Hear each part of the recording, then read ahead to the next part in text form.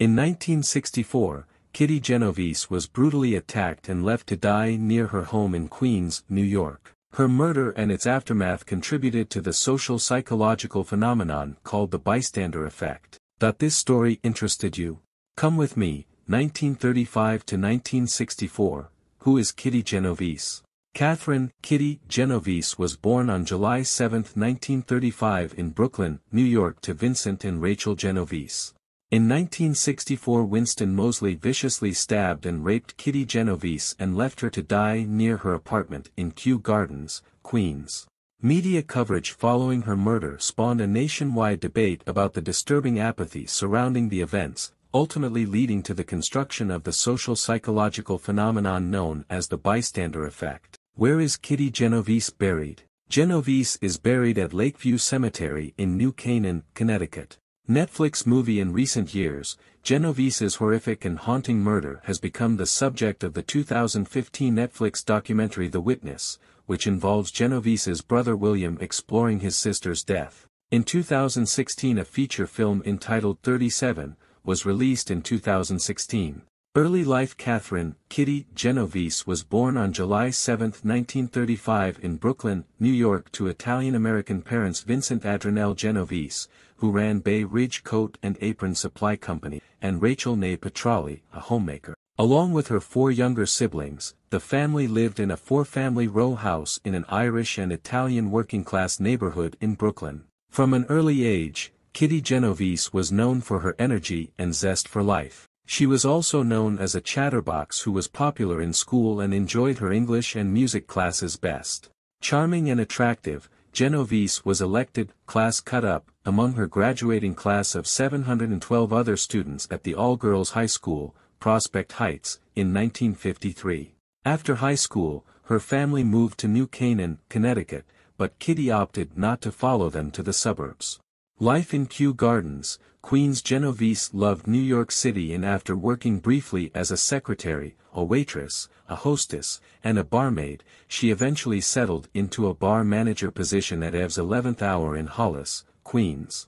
She was a reliable, hard-working employee, and because she consistently worked double shifts, she did quite well, earning an income of $750 a month, about $5,000 in 2014 dollars, and was saving up for her life's dream, to open her own Italian restaurant. An independent woman, Genovese would frequently tell her father, when probed about finding a husband, "No man could support me because I make more than a man."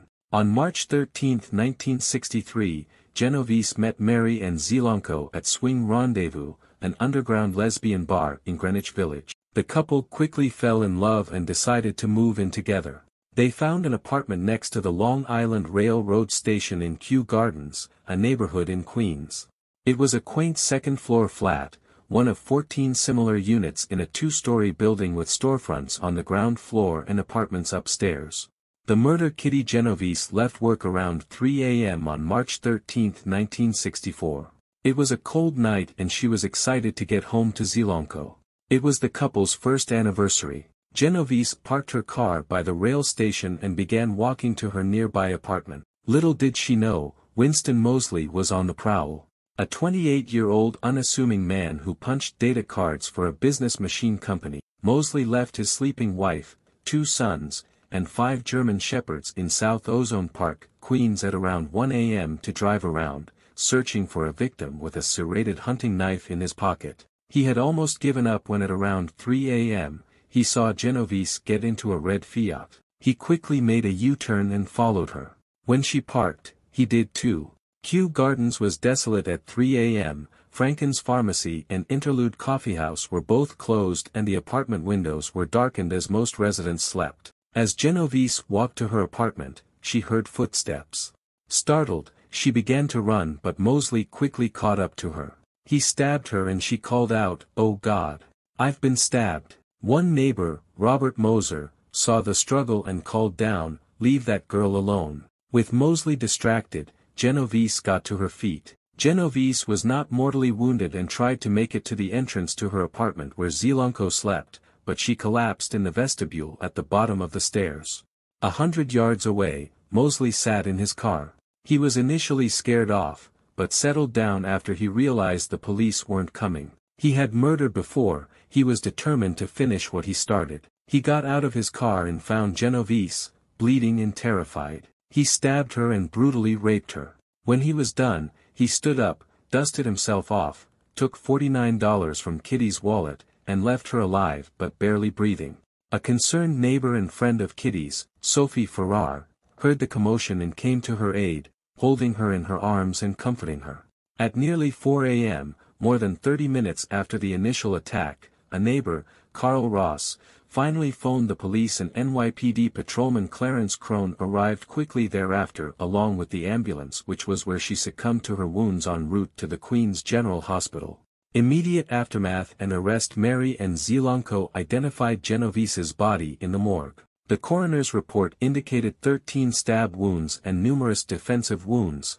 Genovese had fought hard and may have lived if help arrived before the second attack. Eager to find her killer, homicide detectives first interviewed Zielonko, but they quickly ruled her out as a suspect, although they badgered her about her sexuality during the process. 6 days after the attack, Moseley confessed to the murders of 3 women, Annie Mae Johnson, Barbara Kralik, and Kitty Genovese, as well as numerous burglaries and rapes.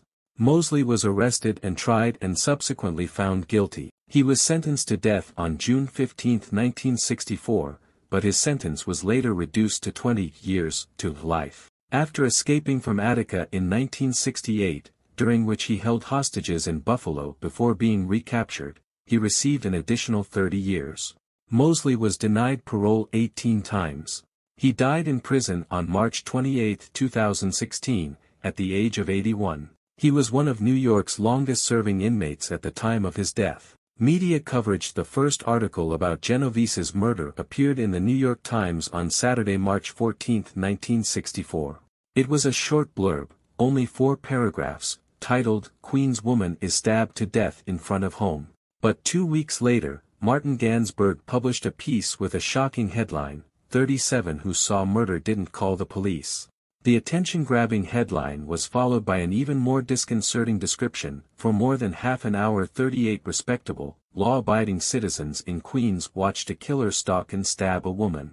Although it was later determined that many of the so-called facts in Gansberg's piece were gross exaggerations, for example, it is speculated that a few witnesses did call the police during the attack, and there is skepticism that there were in fact 37 apathetic onlookers. This version of Genovese's murder made national headlines, and the disturbing apathy surrounding the events sparked national debate about bystander intervention, particularly in urban setting. Lasting effects. Good Samaritan laws. In 1968, John Darley and Bibb Lataine developed the social psychological concept known as the bystander effect, after becoming interested in the apathetic responses to Genovese's murder. Also sometimes described as Genovese syndrome, the bystander effect refers to the phenomenon whereby individuals are more likely to help when alone than when in the company of others. This spawned numerous psychological studies about helping behavior and also contributed to the development of several Good Samaritan laws.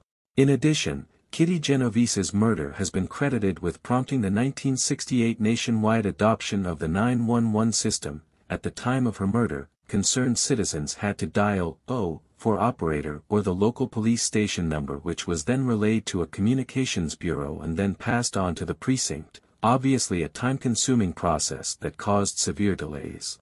Overall, however, Genovese's murder has become a kind of modern-day parable, the antonym of the parable of the Good Samaritan, according to The Kitty Genovese Murder and the Social Psychology of Helping, The Parable of the 38 Witnesses, by Rachel Manning, Mark Levine, and Alan Collins, 2007. We are producing videos on Tuesdays and Thursdays here on the channel. If you liked it, don't forget to leave your like and activate the notification bell to stay on top of all the news. I'll wait for you in the next video. But before leaving the channel, let me tell you, just one more story. I'll leave it at the end for you to click and watch.